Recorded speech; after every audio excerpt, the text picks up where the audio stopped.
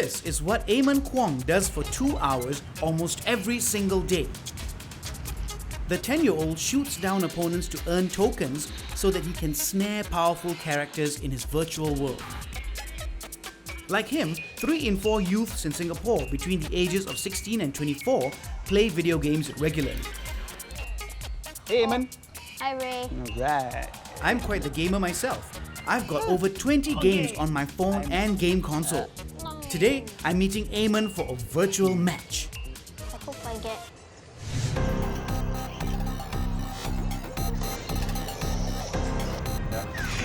Finally, I've got enough tokens to unlock a loot box. In this episode, I'm going to investigate an emerging gaming trend, loot boxes. Wow! I'll reveal how they're getting our kids hooked and show you the hidden dangers that lie within. Yay! I've got a new character. El Primo. And actually, the 2 ways to get the loot boxes, either you spend the in-app currency that you earn either through progress or doing different things, or you can just buy it with real money. Have you ever bought loot boxes with real money?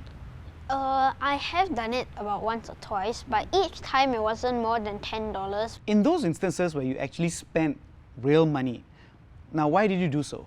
You could get more opportunities to get that particular character or cosmetic item that you want. So how long would it take to max out your character if you didn't buy any loot boxes?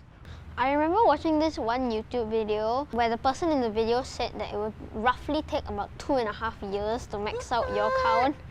Yes. 2.5 years! 2.5 years. If I could, I would buy as many loot boxes as I could. How about your friends? Actually, about half of the people who play games, they might play on their parents' phone. And sometimes the credit card details that are already put inside the device, so whatever they buy is actually you don't need to double confirm. Also, some of them actually don't really have to get their parents' confirmation. I think it's because the parents trust them.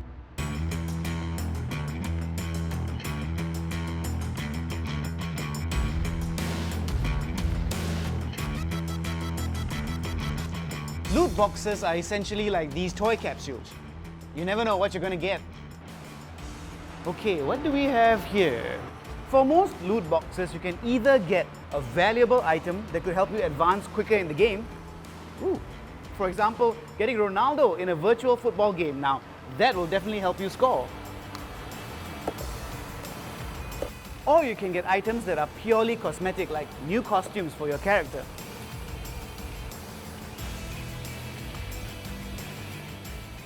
Some of these loot boxes aren't essential to the game, but there are others where the loot boxes are indispensable. You almost can't proceed without opening them. These are called gacha games.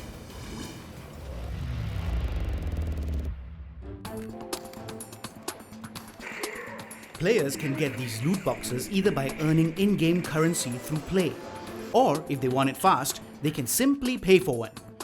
The price of each loot box typically ranges between 2 to 5 Sing dollars. The more you pay, the more tries you get to open these loot boxes. There aren't any official statistics on the prevalence of kids buying loot boxes in Singapore. So, I'm doing the next best thing. Okay, I'm going to call counselors from Touch Community Services as well as Focus on the Family. Now, these organizations run counseling sessions on cyber issues for children and youth. Yeah, how much are kids spending on loot boxes nowadays? The amount involved can be shockingly from hundreds and even to thousands. Now, most recent extreme case, we have a 12-year-old boy spending $10,000 a month before the mother discovered it. $10,000? The one that is very concerning for me is the 9 to 12 years old, because if they do spend, it's on the extreme of $8,000 to $10,000 because they lack the monetary awareness. Do we see more kids spending hundreds of thousands of dollars in the more recent years? We are seeing at least 100% increase in the past 3 years. 100% increase? That's double, right? So these are primary school students. Where are they getting this much money from? I've heard of stories where they will resort to telling lies to their parents. They will be borrowing money from their friends in school too. there is also a very substantial group of them who stole their parents' credit card. How did these children even rack up so much money on loot boxes in the first place? I've decided to do the math to find out. In the mobile game I'm playing now, I spend about $10 to $20 a month on loot boxes. That's because I prefer not to spend a lot of money on virtual items. And you know what? It all adds up. Let me show you.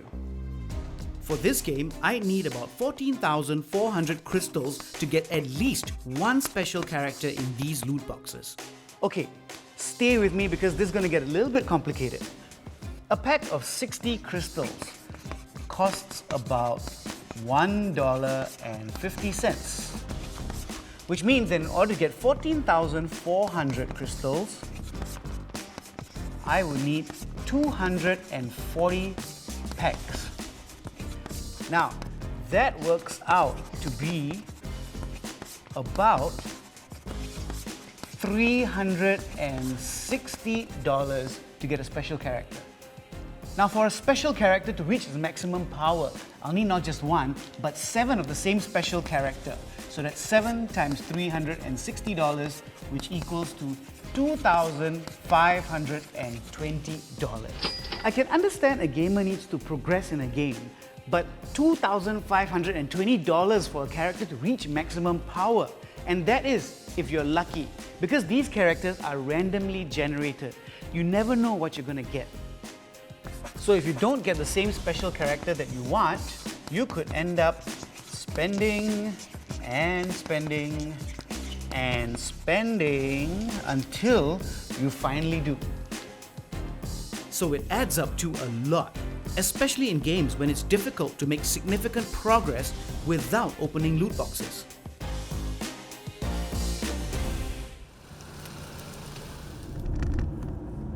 But it's not just about overspending. I'm going to introduce you to someone who will reveal an even more alarming fact about loot boxes. Wayne Yap is a former poker player who had won more than $1 million through the game. If you're wondering why I'm meeting a professional gambler, well, that's because... Yeah, you know, Ray, actually there are a lot of similarities between loot boxes and gambling. Why do you think so? I think it's quite similar, especially visually, to a slot machine, because when you win, they kind of give you that visual satisfaction when there's all these like things that come out and dazzle and coins. They design it such that you have that dopamine hit. Besides the visual elements, the biggest similarity is that fundamentally it's always about chance. When you open the box, right, you don't really know what you're gonna get, and the probabilities are both quite low. Yeah. Wow. It's mostly like 0.1%, 0.6% to get a rare item or a legendary character, for example. There's a high chance you get a lousy item, but there's a low chance you get like the super legendary item. Because if the probability is high, then it wouldn't be fun or exciting to get the item anymore. Yet you're winning often enough such that you'll be addicted to it. That's how the gaming companies make money. And the casino, obviously, they just want you to be at the slot machine playing for as long as possible. Another similarity between loot boxes and gambling is that when you are going to a casino, you are basically betting money to get a desired outcome, which is that you win more money than you started out with. When you buy a loot box, there's that gambling element where you pay that $2 and then you're hoping to get that super rare item that will make your character super strong. A 2018 study of over 7,000 gamers from more than 90 countries showed a very strong relationship between the amount of money gamers spend on loot boxes and their severity of problem gambling. Well, the thing is this. The minimum age of legal gambling in Singapore is 21 years old. Have a look at this. If loot boxes have all the characteristics of gambling, why are they accessible to kids as young as 9 years old in the first place? Several countries have imposed regulations on loot boxes, and some have even banned them. Now, why hasn't Singapore done the same?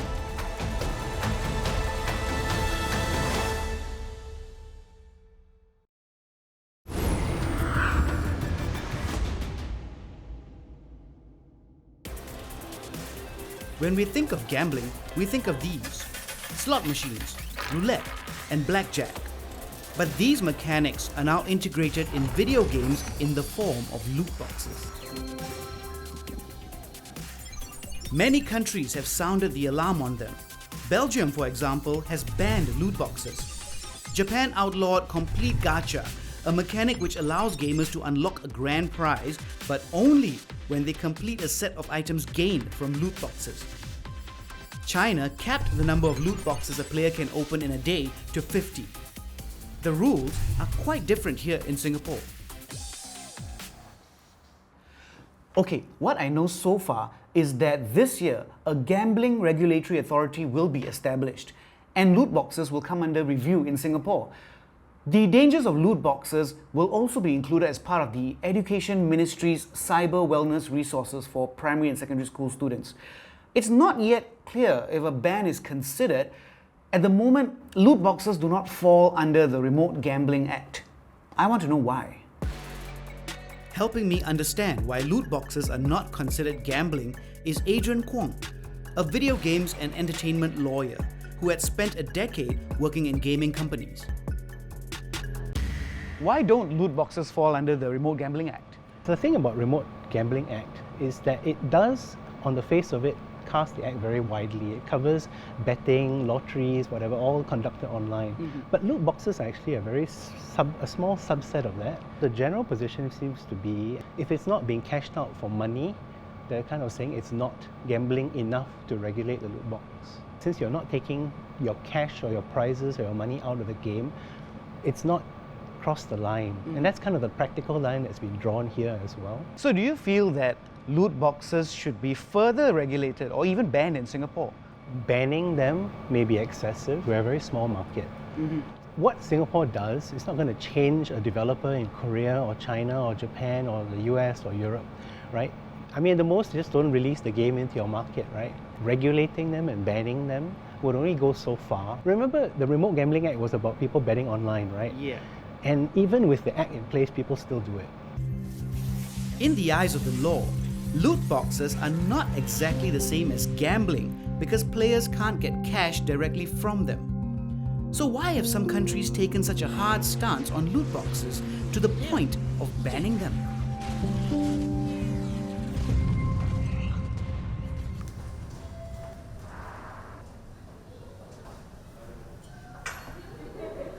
I'm meeting Andy Leach, a psychiatrist who has counseled teens addicted to loot boxes.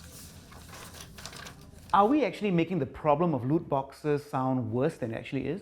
I don't believe that we are. Because the brain is still developing for an adolescent, we know that basically the earlier you're exposed to gambling, the more likely you are in later life to develop a gambling problem. A very young person is like a sort of tabula rasa, it's like a sort of blank slate that we're basically putting down all sorts of ways of learning. And these loot boxes have all the characteristics of gambling. But if I know from a very young age that there's a way that I can basically reward myself incredibly quickly, I'm learning basically to shortcut all that hard work. So what I'm doing is I'm actually laying the imprint of addiction, which is to look for the quick fix. Does that mean it's more severe when they start playing with loot boxes at a young age? Absolutely. But everyone gambles a little bit in their lives. I occasionally buy 4D and Toto, but that doesn't mean that I become a problem gambler. So when and how does it become a problem? Now, the thing is that there are certain people that have more likelihood of developing this problem. We reckon about 10% of the population have a genetic predisposition towards addiction. What happens when a child with a predisposition to addiction gets exposed to loot boxes at a very young age? It's potentially more severe. I suspect that we're laying a template for other types of addiction. I think there's definitely a strong correlation between smoking and gaming use disorder. Several studies have suggested a link between loot boxes and problem gambling. I'm concerned. Knowing the risks that loot boxes pose to children, shouldn't game developers take more responsibility?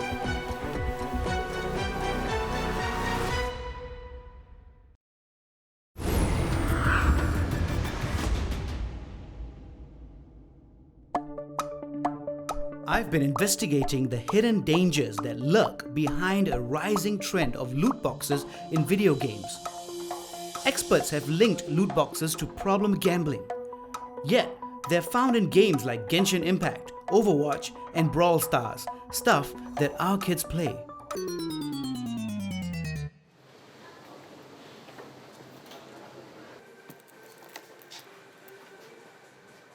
It's quite bewildering. When I was much younger, there weren't any in-game purchases like loot boxes. All you had to do was pay $40 to $60 for a video game in a shop like this, and that's it. Today, studies of the top games reveal that the presence of loot boxes has increased from about 4 to 71% over the past 9 years. Why have loot boxes become such a common feature in games? I know someone with insider knowledge. Alan Simonson has been running local video game company Boom Zap Entertainment over the past 15 years. Hey Alan. Hello? All good? Oh, good. Alan, how did loot boxes even come about? When you bought a CD in the shop for PC or console, Microsoft or Sony or Nintendo set the price for a console game, and that was it. So this is actually before you had the iPhone revolution in 2007, and that kickstarted mobile gaming for real. With digital distribution, the developer had the ability to set the price themselves. We started off at $20, and very quickly people decided that maybe if I drop the price to $10, I can sell more than twice as many copies. And you reached 99 cents and $0. Then the next step from there was, I now have 1 million users. How am I going to make money? And so they looked over to these old PC games, the PC MMOs, that were making tons of money using loot crates, loot boxes. And how much do developers tend to earn from loot boxes? It depends entirely on the game. Genshin Impact, which is the big hit right now. Last month they made about 260 million US, so about 350 million Sing. Wow. Yep. Almost all that revenue is from loot boxes. So knowing the risks that loot boxes pose to children, shouldn't game developers take more responsibility? Developers are under immense pressure to monetize these games. You spend hundreds of millions of dollars making them, and often millions of dollars per week is going into advertising to drive in more users. Well, they do have to make their bucks back, right? Exactly, right? We're seeing some new features coming in, like special memberships, subscription services that allow you to become a premium member, but there's no randomness in it. What makes a loot crate and the gacha mechanic work is the randomness. Because now I'm just not buying it once, I'm buying it repeatedly in the hope that I will get the right one. So very few developers are going to go, I'm unilaterally going to disarm myself here, right? If I'm competing with games like Genshin Impact that is very successful in monetizing loot boxes, which makes almost all their money from loot boxes, it's going to be very hard for me to say, I'm just going to not use that technique at all. I'm going to try to be ethical, but I'm not going to be able to compete. Because we're advertising on the same platforms. We're paying to bring in the same users. Loot boxes are clearly a cash cow for the gaming industry. It's estimated that gamers will spend over 50 billion Sing dollars on them by 2022. Since loot boxes won't be gone anytime soon, I want to know what parents can do to protect their children from the risks they pose.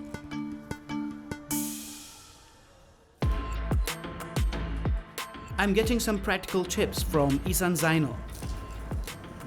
A new father and an avid gamer himself, he's been raising awareness on the impact of loot boxes on children on online forums.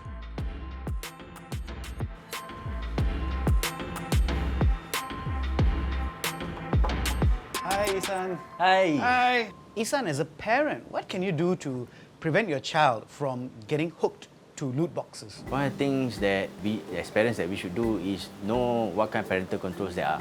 And when it comes to loot boxes, it's all about purchasing. I can show you on Android how we can be notified of these kind of things. So when we go to the Play Store, what we can do is we can set up a family account. So from that family account, you can add your children's accounts into that. And whenever they make a payment, it has to go through your own billing. So whenever a billing happens, you get notified by email. Okay, so you can see what is being bought even if you didn't buy it. Correct. Okay. And one of the other things that we as parents might want to do, we want to be able to know what kind of apps are they downloading, So one of the things that we can do for Android is to download Family Link. And with Family Link, what we can do is remotely set screen time and app controls on our child's phone. Okay. And also whenever our child account is trying to download an app, we are all immediately notified. Then we can on the spot deny or approve it.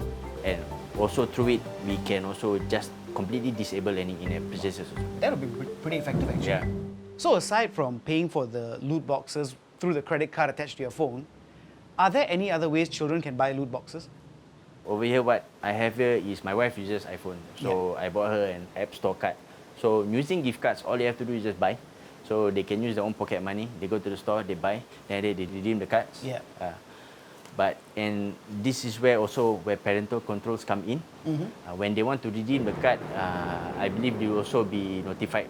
Yeah, I've got these as gifts before, but I didn't think that children have such easy access to it as well. So that was for mobile phones, but how about console games? I have a Sony PlayStation with me, so I can show you. Yeah. So all you need to do is just go to settings. Yeah. So once you are in settings, you just have to get to the parental controls, family management. This is where you will have your main account, and the billing account will be your parent account. And after that, you can set your child account. You can actually set a monthly spending limit.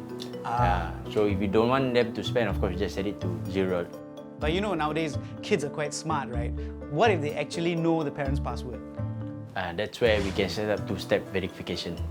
So what happens is whenever your child tries to make a purchase, right? So they not only have to key in the password, your phone will be notified and you get a PIN number. They still have to come to you and go, Daddy, can I get the PIN number? Okay, so you still get to see, what is it that they are trying to purchase? Yeah. Okay.